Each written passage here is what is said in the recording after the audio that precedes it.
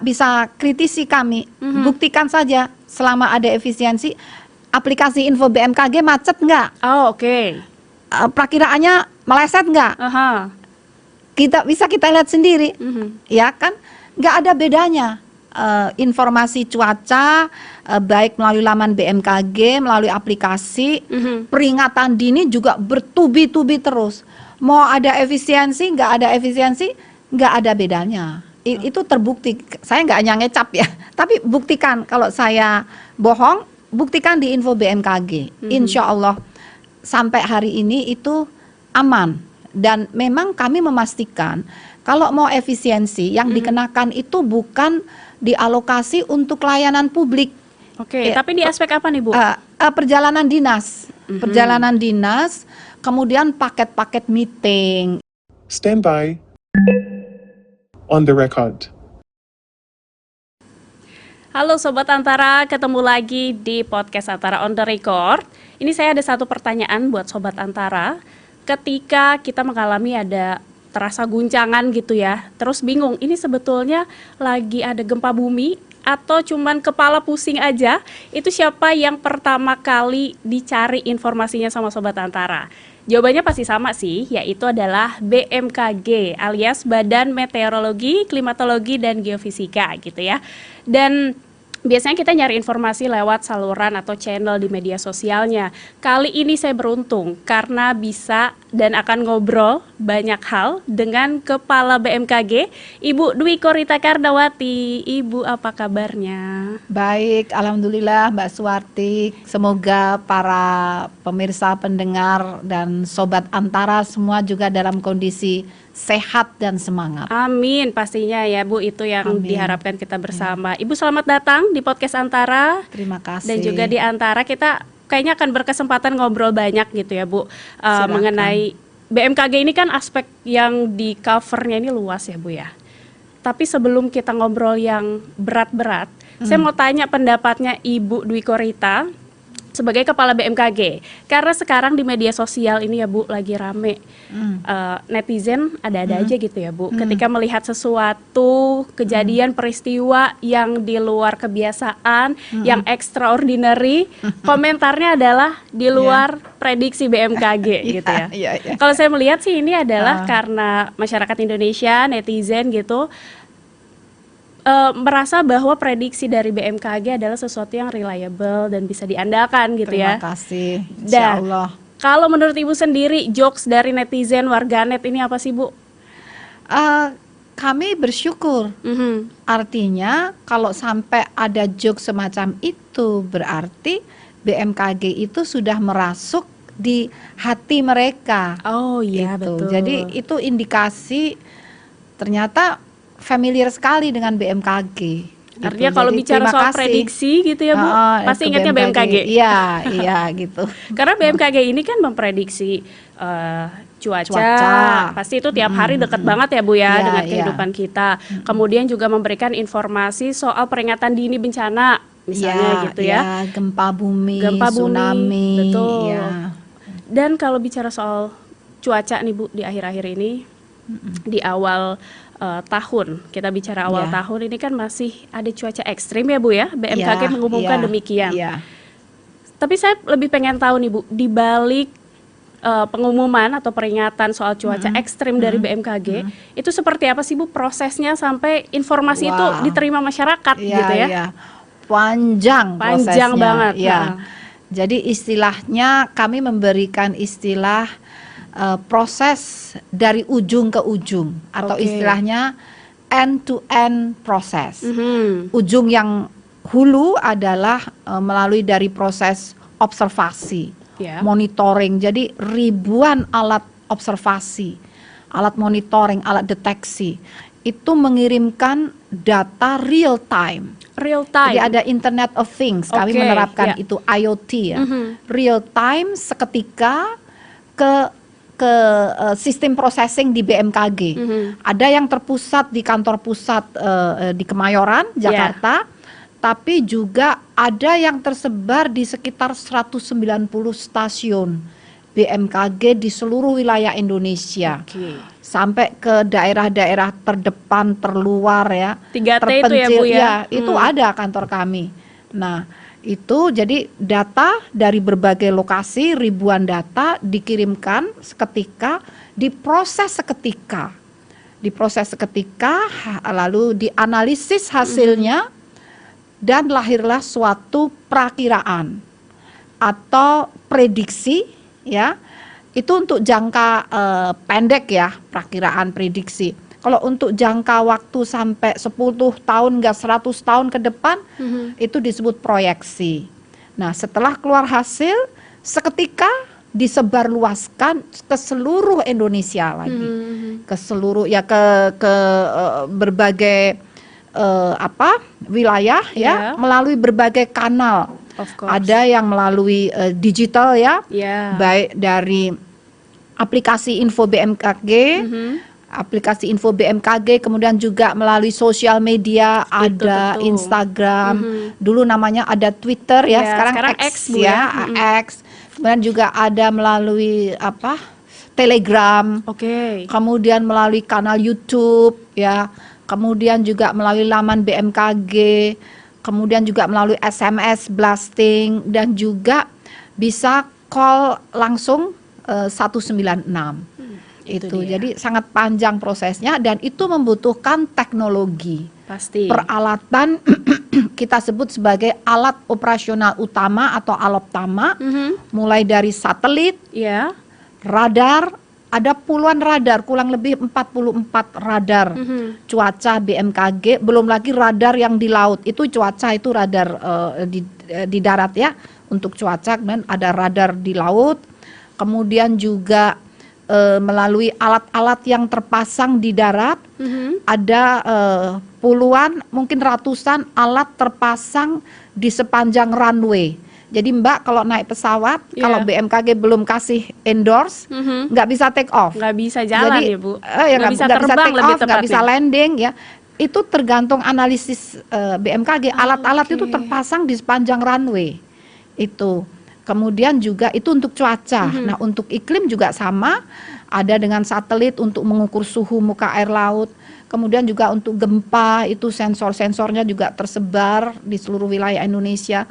Dan tsunami, alat deteksinya juga tersebar di pantai-pantai di Indonesia. Teknologinya sebanyak itu Bu, disebarkan di seluruh Indonesia. Ini orang-orang yang bekerja di baliknya juga sebanyak apa sih Bu?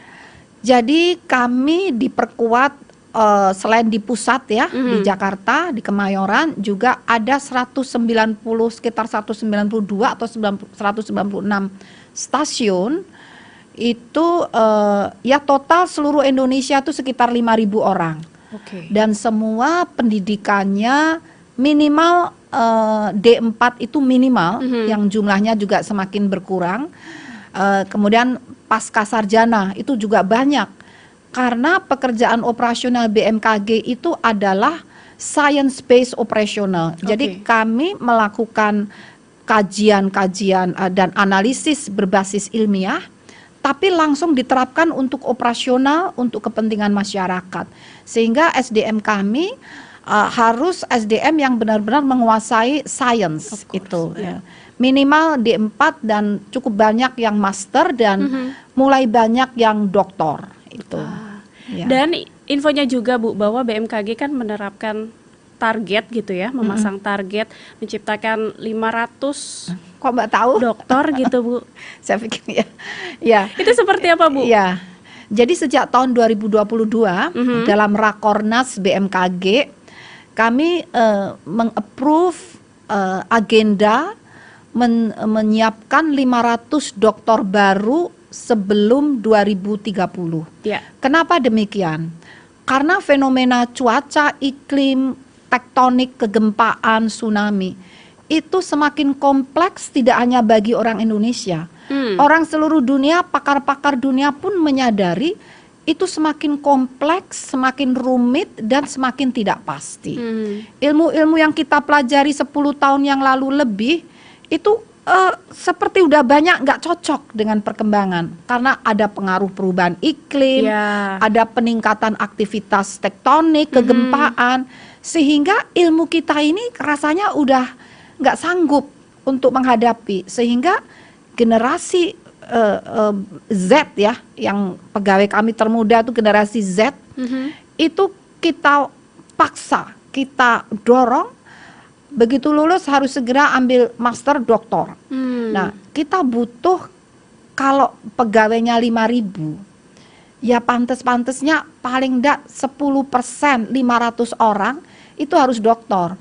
Kalau enggak, kami enggak akan sanggup mengejar pengembangan teknologi karena ini. udah terlalu cepat gitu Terlalu ya Bu, perkembangannya. terlalu cepat, sehingga butuh orang-orang yang cepat, inovatif, daya pikirnya, daya analitiknya, dan daya observasi, critical thinkingnya itu juga harus terus dibangun, dan juga harus mampu mengconvince, meyakinkan dari hasil analisis itu, yakinkan ke publik, ke pemerintah daerah, ke masyarakat, ke presiden. Jadi mitra customer kami itu mulai dari pedagang asongan yang di pinggir jalan sampai ke presiden. Ya. Dan dari target 500 atau 10%, sekitar 10% ya Bu, dari pegawai BMKG yang mencapai gelar doktor. Sebelum 2030 ya Bu? Iya. Sejauh ini sudah tercapai berapa sih? Ini kan sudah tahun kedua ya. Pencanangan 2022, dimulai 2023, 24. Itu total yang kalau dijumlah kan harus, kalau dokter harus melalui master ya, karena itu baru lulus D4. Ini dari master dan dokter sekarang yang sekolah itu sudah hampir 500. Tapi kan belum lulus. Targetnya kan lulus, nggak hanya sekolah. Kalau yang sekolah itu baik di luar negeri ya, di luar negeri, di negara-negara maju dan di Indonesia itu total jumlahnya mungkin sudah sampai 500. Jadi 200-an untuk master dan sekitar 200-an untuk doktor, itu 200 lebih lah ya. Jadi sudah sangat mendekati 500. Tapi kami tetap masih mengirim dan menyelesaikan sampai benar-benar sudah diwisuda sebagai doktor, dan langsung kita tempatkan. Mereka sebelum berangkat sudah punya proyek apa yang, jadi kami wajibkan di operasional itu kan kita banyak masalah. Itu sudah kami bagi menjadi beberapa research umbrella dari masalah-masalah real di lapangan, masalah real yang kita hadapi. Kita bagi menjadi research umbrella dan kita wajibkan yang akan sekolah, ini yang harus dibawa, dikerjakan. Jadi pulang itu tinggal menerapkan. Dan sudah ada tempatnya. Sudah gitu, ada Bu, tempatnya, ya? Mau lokasinya mau di Sumatera Barat, mau di Papua, mau di Ambon, ini sudah ada slotnya semua, jadi sudah tersedia gitu. Artinya 2030 kayaknya lebih dari 500 dokter. Insya ya, Bu, Allah gejalanya demikian. Gejalanya begitu karena ya. Peminatnya anak-anak tuh ternyata pada seneng juga. Itu hanya kesempatan itu yang penting. Kesempatan yang penting. Bu Dwi Korita ini di kalangan jurnalis begitu ya, pasti paling sering untuk melakukan namanya konferensi pers. Jangan bosan ya Mbak. Nggak bosan dong Bu, karena itu tentunya yang diperlukan oleh jurnalis gitu ya. Dan biasanya nih bicara soal adanya peringatan bencana hidrometeorologi. Sampai istilah itu udah nempel banget Bu di kepala. Maaf, sekarang baru lagi. Geohidrometeorologi, multi bencana geohidrometeorologi. Kalau hidrometeorologi itu kan hanya cuaca iklim ya, tentang meteorologi cuaca. Nah kalau geo itu ada gempa buminya dan tsunami-nya. Yang kami kelola itu kan gempa, tsunami, itu geo. Lalu hidrometeorologi itu cuaca iklim, dan itu bisa saling terkait. Ya, jadi dari cuaca di zona rawan gempa ya, rawan gempa itu biasanya banyak yang rontok, tanah batu-batunya kesiram oleh hujan lebat, jadilah banjir bandang.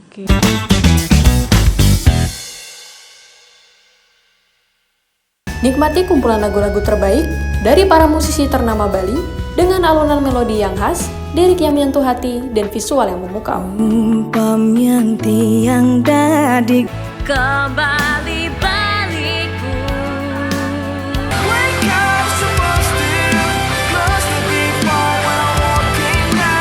Saksikan update Gita-Gita Senin sampai Jumat pukul 11:30 WITA hanya di Jawa Pos TV Bali. Ikuti berita terkini dari Amerika Serikat dan dapatkan informasi terbaru tentang kejadian yang sedang hangat dibicarakan. Nat akhirnya tak menyertakan larangan turun. Sebagian imigran tak bersurat berhasil mendapatkan legalitas. Tapi bagaimana dengan sapi laut? Ada setidaknya 3 isu utama yang mereka suarakan. Pertama, saksikan update terkini Senin sampai Jumat pukul 4 sore waktu Indonesia Tengah hanya di Jawa Pos TV Bali.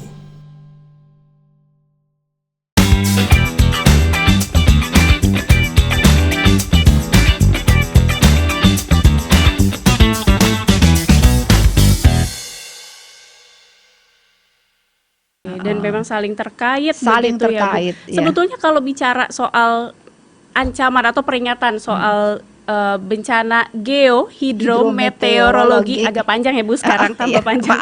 Ini sebetulnya apa sih Bu yang menjadi faktor penyebab utamanya dan seperti apa masyarakat gitu ya harus waspada, harus antisipasi, harus mitigasi terkait dengan bencana ini? Sebetulnya ada gempa bumi, tsunami, cuaca ekstrim, iklim, anomali iklim, itu sebetulnya proses alamiah biasa.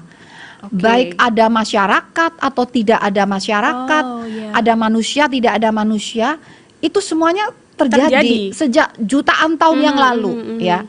Nah, tetapi kenapa lahir istilah bencana? Nah, muncul dikatakan bencana apabila proses alamiah itu mengakibatkan dampak kerugian bagi manusia. Jadi sebenarnya apa yang menyebabkan bencana itu? Ya interaksi antara manusia dengan alam.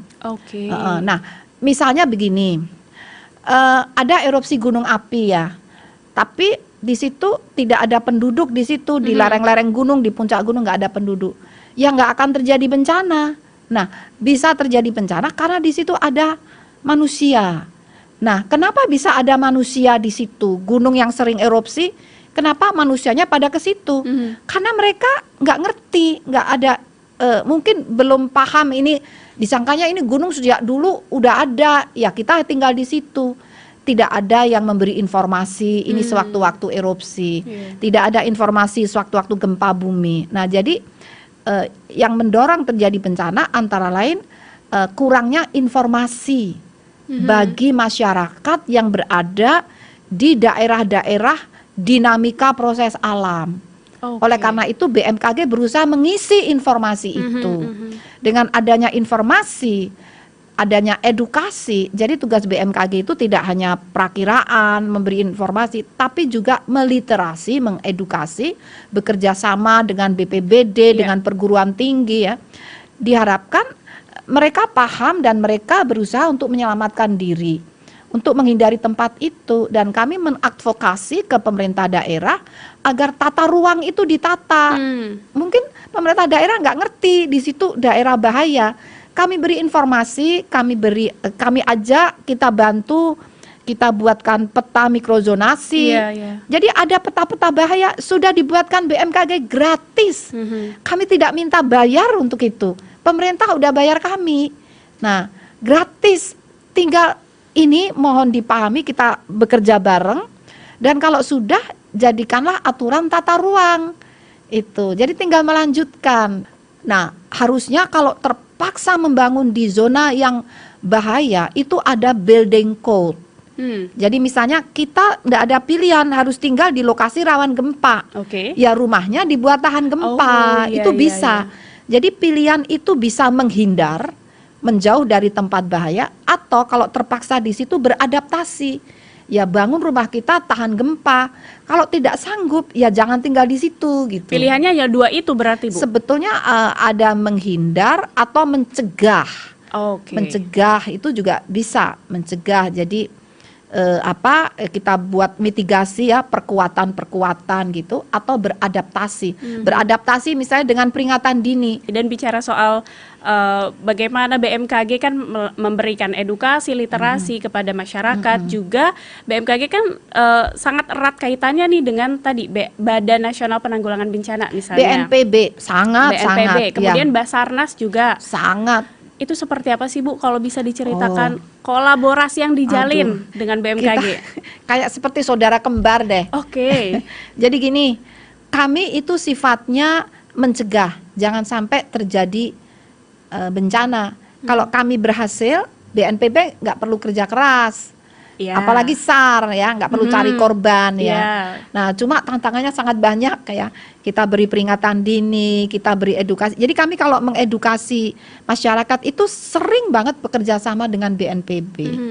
Pak Kepala Badannya itu, siapapun kepala badannya udah ganti beberapa kali, pasti selalu saya recokin dengan WA, dengan telepon. Pak, ini perakiraan kami, prediksi kami 3 hari lagi nih akan cuaca ekstrim nih. Aduh, mohon dibantu. Gimana Bu? Apa yang bisa dibantu? Pak, ini apakah bisa misalnya ada modifikasi cuaca? Nah, terus dengan tim SAR, Pak, ini di Sumatera Barat ini rawan megatrust nih. Gimana bisa kita kerjasama untuk mengedukasi masyarakat gitu ya. Meskipun tugas Basarnas itu tidak termasuk mengedukasi ya, tapi Bapak Kepala Basarnas itu sambil mereka mengedukasi ini loh, tenaganya kan ada tenaga potensial yang bukan asli pegawai Basarnas, tapi melibatkan masyarakat. Nah, di situ kami memberikan tambahan materi untuk tentang cuaca, iklim gitu. Jadi kerja bareng gitu, sering sekali. Seperti Ibu bilang ya, jadi kayak kembaran kali ya tadi. Iya. Kembar 3 Bu. Kembar 3. Kami kalau di DPR tuh selalu saya sampingnya Kepala Basarnas. Oke, karena memang kolaborasi dan sinergitas itu kali ya yang diperlukan. Termasuk juga ini nggak Bu, kalau kita bicara soal peranan dari BMKG kemudian bersama kembarannya lah ya gitu ya kita sebut. Gimana BMKG ini kontribusi untuk nanti menghadirkan Asta Cita dari Presiden Prabowo. Ini kan adalah sesuatu yang baru juga Bu di pemerintahan. Ada 8 visi misi dari Presiden gitu ya. Seperti apa sih kontribusi yang diberikan? Nah, begini, nomor 1 pidato Presiden Prabowo itu kami wajibkan untuk didengar oleh pegawai, semua pegawai. Jadi biar menghayati, nggak langsung kami ajari gini-gini, nggak, dengerin dulu, secara langsung gitu ya? Langsung dengarkan. Jadi diwajibkan, bahkan ada satu deputi itu yang ngasih kuis tentang pidatonya Presiden Prabowo, mana yang relevan dengan BMKG. Nah, yang relevan adalah Asta Cita kedua itu terkait ketahanan pangan, energi dan air. Kemudian Asta Cita ketiga itu terkait penguatan infrastruktur ya, untuk pembangunan infrastruktur, dan Asta Cita ke-8 itu bagaimana hidup harmonis dengan lingkungan sekitar. Jadi itu ketahanan terhadap iklim dan bencana. Nah, itu sangat relevan dengan tugas BMKG. Misalnya kami memonitor cuaca dan iklim. Itu tujuannya tidak hanya untuk mencegah terjadinya kerugian sosial ekonomi akibat cuaca iklim, tapi selain mencegah juga untuk mengoptimalkan produktivitas pangan. Misalnya kami membina para petani dan nelayan.